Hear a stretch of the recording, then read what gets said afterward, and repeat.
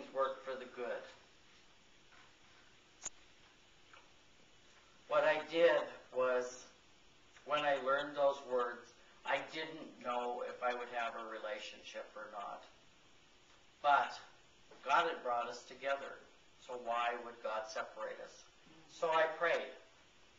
When I was anxious, I cried and I said, all things work for the good. All things work for the good. All things work for the good. Until I could believe it for a few seconds, or maybe for a few minutes, or maybe for an hour, maybe for a few hours, maybe for a day. I kept doing that, and then I could maybe put those hard things behind me and move to the next step, because I can't stay in those hurts, because I can't move forward if I do that. I have had times that I could not see what God intended for me, and my faith needed to grow, to trust that all things work for the good.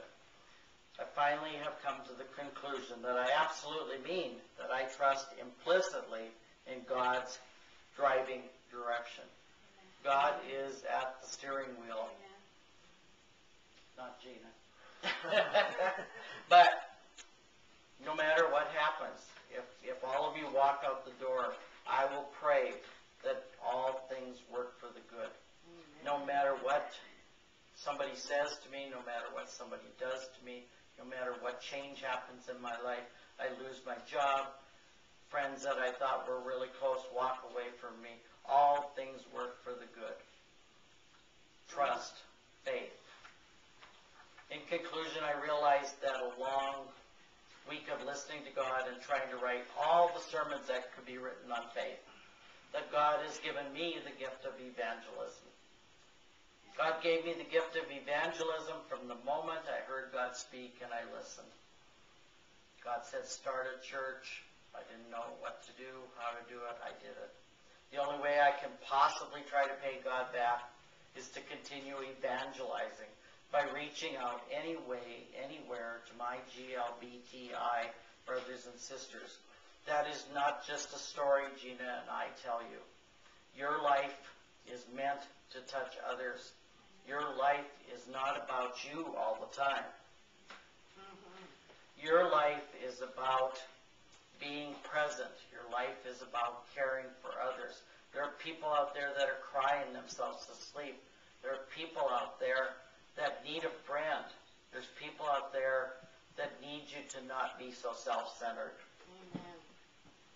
So, once I was able to realize that evangelism was the crux of this sermon, and my good friend and partner of over 20 years said to me when we started the video ministry, she said, Irene, you're starting another church. I didn't know that, but I agree with her. We're planting seeds all over the state, our country, countries all over the world, Israel and Germany and all sorts of places. But Reverend Elder Ken Martin, the elder for our part of fellowship, said to us, he said, somewhere in Montana, a woman will cry herself to sleep.